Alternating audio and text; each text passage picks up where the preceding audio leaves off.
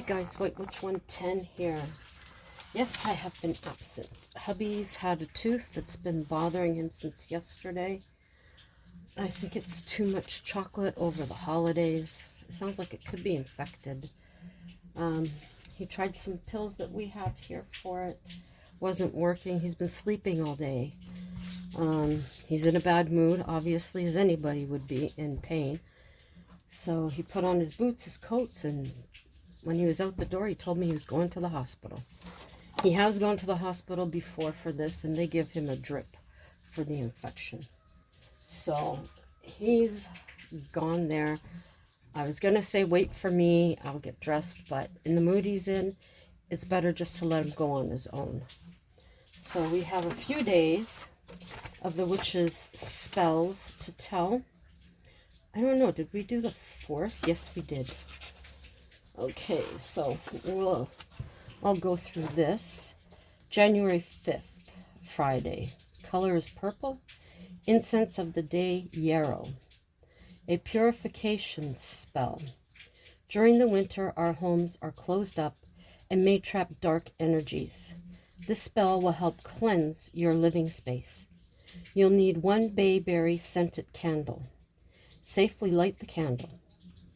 Gaze into the flame. Visualize a white light coming out of the flame, growing until it surrounds your home. See the white light absorbing any negative energy until it is all harmlessly gone. Relax and breathe deeply. When you've returned to a calm daily state of mind, safely extinguish the flame. Your home is now free of unwanted energies. Put the candle away and use it for other positive magic. Unfortunately, scented stuff I can't use because scents bother hubby. Even when I'm putting on nail polish, it bothers him.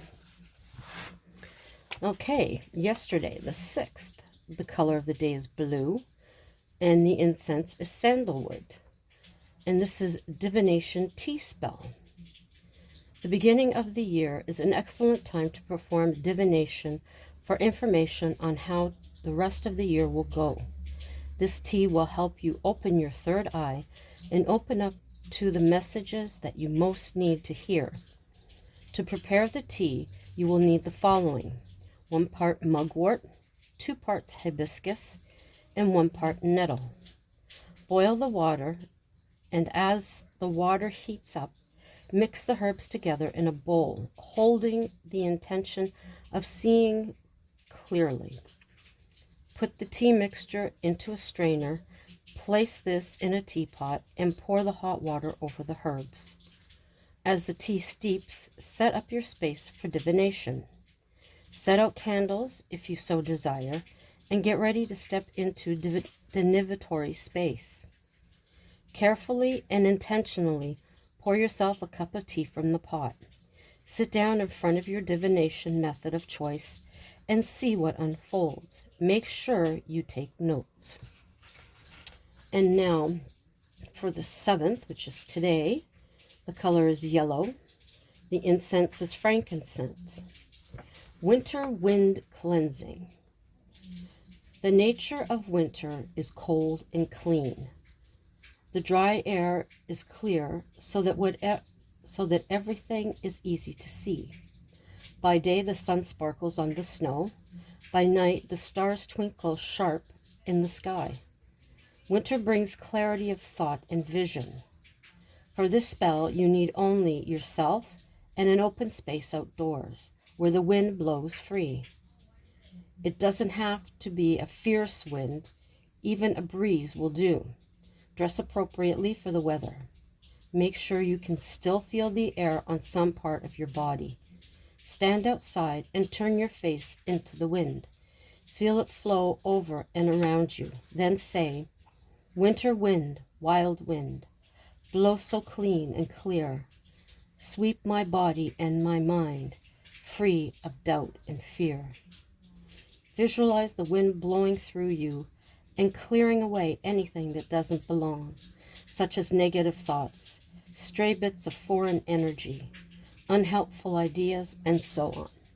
When you feel refreshed and clean, go back indoors and warm up. Last night, the winds were so wicked here. It was unbelievable. Unbelievable, I tell you. I had to go out and put my lounger and hubby's chair. They're both, you know, packaged up for the winter.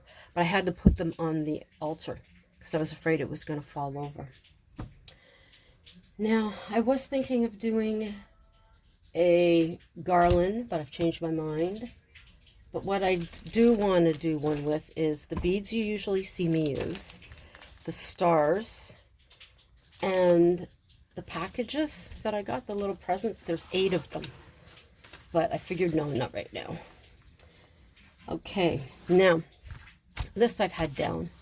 I don't know what we were watching. Oh, we were watching Elton John on some program. And hubby was wondering how old he was.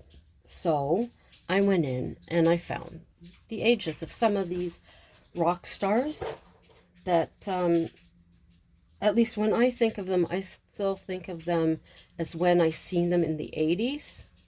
You know, like maybe they were in their 30s or 40s. But Elton John is 76. Mick Jagger is 80. Billy Joel, 74. Paul McCartney, 81. Ringo Starr, 83. Yoko Ono is 90. Rod Stewart, 78. Keith Richards, 80. Phil Collins, 72. Sting, 72. Peter Gabriel, 73. Stevie Wonder, 73. Smokey Robinson, 83. Lionel Richie, 74.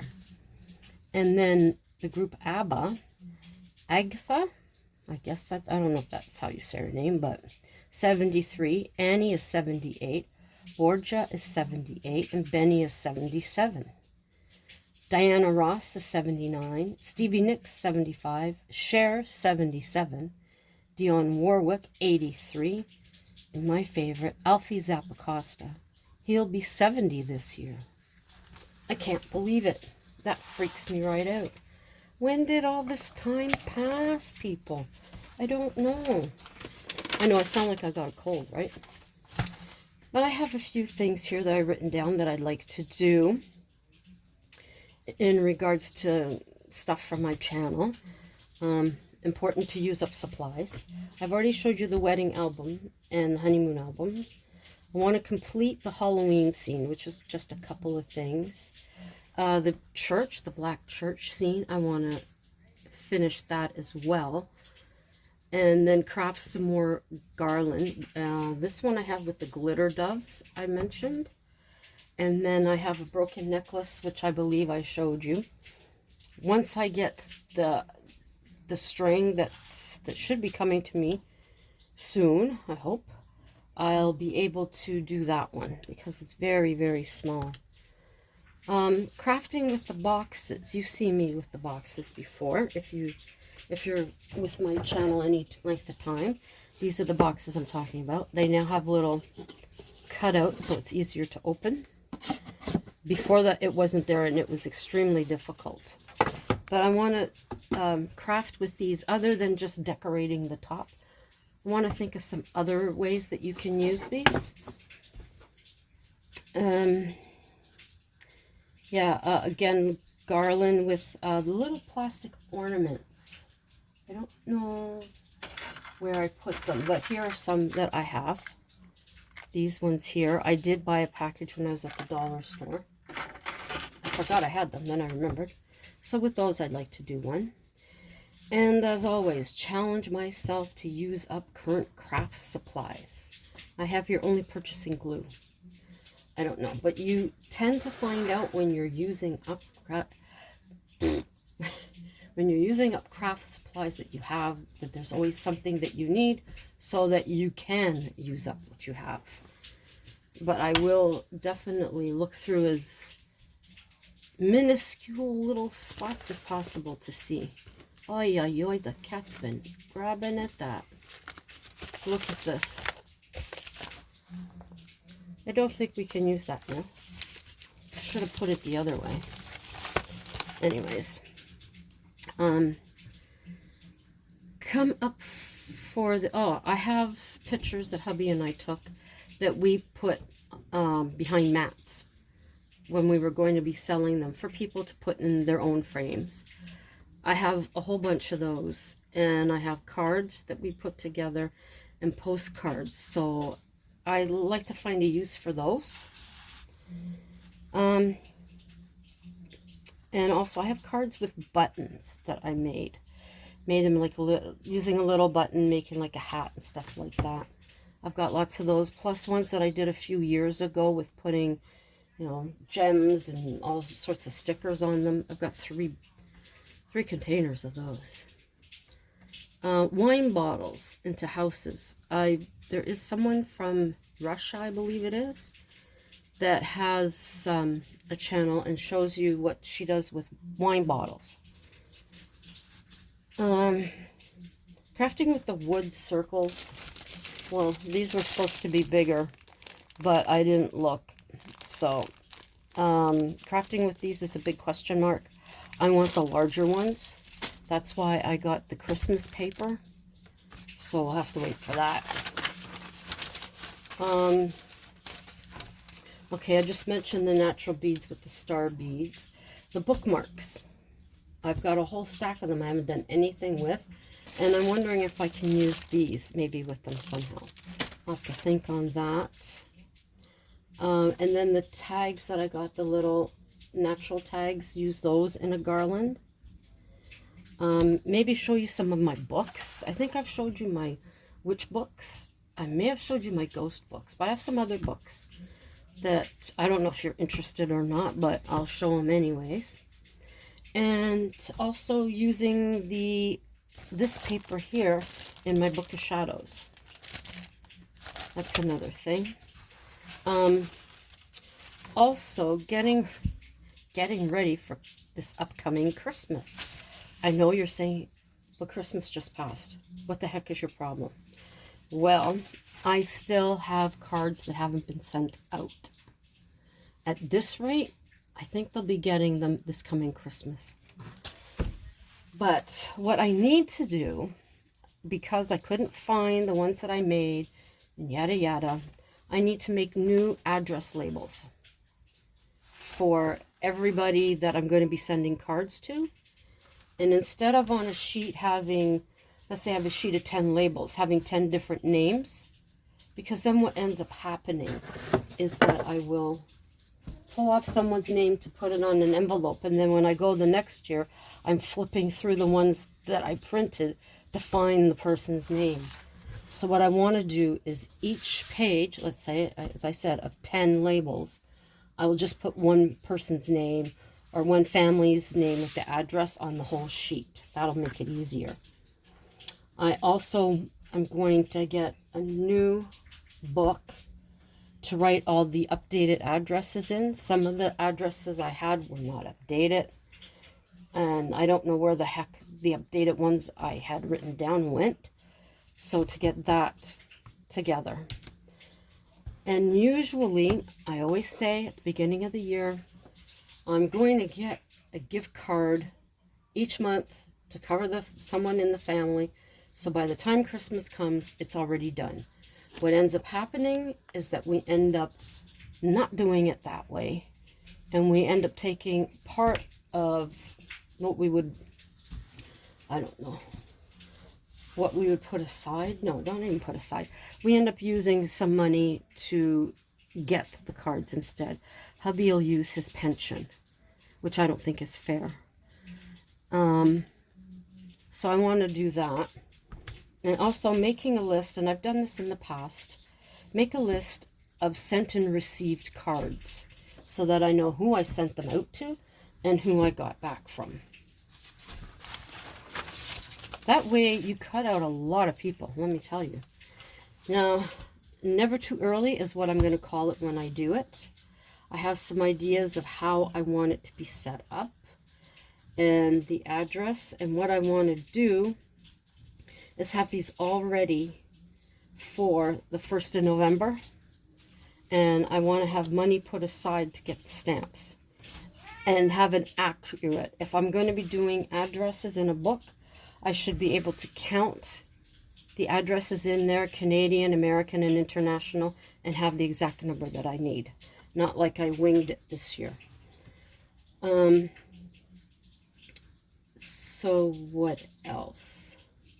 Yeah, I think what I'll do is with these forms, like the one for received and sent, and the labels and that, what I'll do is I'll put them in a sheet protector, and I'll put them in a binder, so that everything is in one spot. What I end up doing is saying, well, I think the book was here, and then that's over there. So just to generalize it, so it's all in one space. And also make a file in the computer that I can find what I've done. And then what I do is write down a list of the family members, what they usually get, and where we usually get the cards. And then, like I do in the sent and receipt, put 24, 25, 26, so that when we get that person's card, I'll just circle 24, so we know we got it. Then I need a spot where I'll know where they are. I panicked a couple of times this year because I forgot where I had them, and then it came to me, and sure enough, they were there. But I got in a panic a couple of times. But I want to have it, maybe I'll put it in the binder, maybe. Or I'll use one of these boxes and make it up so that I can put everything there, so I won't freak out. Now, tips for y'all. Now, my mom would do this. She would go when there was a Boxing Day sales, and she would buy cards. I've done that in the past at Walmart, gone and got the cards cheap. I've also gone a day or two after Christmas to the Dollarama. They don't lower their prices here, but I can still get some of the cute cards, that whatever's left, which I did. I think I got a couple of boxes. It's good to start, even if you end up with some that you look and you go, I have enough for 5 years. Well, that's great. You don't have to worry about getting cards for 5 years. The same thing with wrapping paper. Go get them when they're on sale. If you use bags or the fancy boxes, get them when they're on sale. By all means, it's not going to go bad. And if you get one of those things like I used to have, where you can put everything in the container, then it's all together right there. You don't have to worry. Now, gift tags. We used our old cards that we got this year. Rip the bottom off, like the salutation part off, and as long as there's no letter on the other side from someone, you can use that. Cut it up with your fancy scissors and use those as tags. Another thing that we used to do in my family is that when people were opening their gifts, you would take the bows, and if they didn't destroy the ribbons, you take the ribbons and you use those again next year. Why not? I was always a stickler for that, and Mom always did that too. So there you go. And then with your cards too, you can always make scrapbooks. We used to make them for the nursing home, for the seniors to go through and look. It sparked some memories, I'm sure it did for some of them. Made them happy, hopefully. You could do that even for young kids to look through. Why not? Why throw them out when you can use them like that? Another thing that I want to bring up is most crafters will go by season. As it's getting closer to Halloween, you'll see a lot of Halloween. Then right after that, it's Christmas. Then right after that, it's Valentine's. And then you get into Easter and St. Patty's Day. And then for you in the States, it would be 4th of July. Up here, it would be Canada Day, maybe.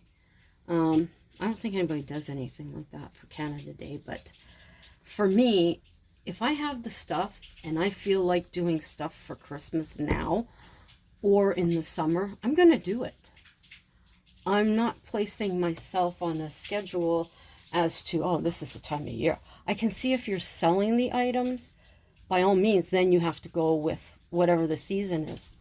But if you're not and you're just doing it for the heck of it, but if you have the space, even if you are going to sell it, go for it. Don't be confined to what other people think. That limits you. So if I want to do Halloween stuff now, I'm going to do Halloween. If I want to do Halloween garland, hey, I'm going to. You won't see me do Valentine's. I'm not into that. You won't see me do Easter or St. Patty's Day. I'm strictly Halloween and Christmas. That's it. And maybe just something for throughout the year, just something plain. You know, if I'm doing garland, maybe something that you can have up all year round. But yeah. So that's stuff that I wanted. Just don't limit yourself to the season. Just do what you want with what you have. You get ideas to do something for Halloween, do it. You get the urge to do something for Christmas, do it. Doesn't matter what time of year it is. I sat on my balcony a few years ago and did all Christmas cards. They were done and ready by October, September. What the heck? Who cares? You got it. It's done. It's over with. I just needed stamps. That's all. So, yeah. That's it. Just be yourself. You know, do what you want. Do what makes you happy. Don't try and match yourself up to... I mean, I love the work that some of these women do that have all of the gadgets and all the different glues and all of this and all that. It's beautiful work, but that's not me. And if that's not you, then don't do it. If you're the type that's going to have maybe 5 pairs of, you know, fancy scissors, if you use them, you use them. If you don't, you don't. Just go, like I have Elmer's glue, I have Mod Podge, and I have Gorilla Glue. And I have hot glue. Hot glue is my main #1 that I always go to. That's it for me, you know. That's all. And now with Temu around, you don't have to limit yourself. You can get these different crafts things during the year. Where before you're waiting for, you know, the dollar store or Michael's or whomever to get out their crafting stuff for that. Now you don't have to. So there, I ran my mouth. Did no crafts this time. Oh well. For those of you that hung out to the end, thank you very much. Greatly appreciate it. If you didn't, oh well. That's the way it goes. Nothing I can do. So, hopefully when hubby comes back, he's in a better mood and in less pain. I don't know how long he's going to be at the hospital for. I don't know if he'll take precedence over somebody else. I have no idea, but I know they have given him the drip before because the infection was right up almost to his eye. Here, I can't tell you because I didn't see his face long enough to know. But, so just keep good thoughts that he's going to be out of pain from this when he gets home. And then somehow, magically, somehow the money comes that he can have that stupid tooth taken out. And until the next time, from a cold apartment, yes, it's still cold. We have the heater going. I got the electric blanket going. My friend who has a bachelor, it's a smaller one. It's not as cool as ours. I was up to her place today. So anyways, I'm going to go turn the tub off. Cats aren't drinking from it now. And here comes Mr. Giz. So until tomorrow, ciao for now.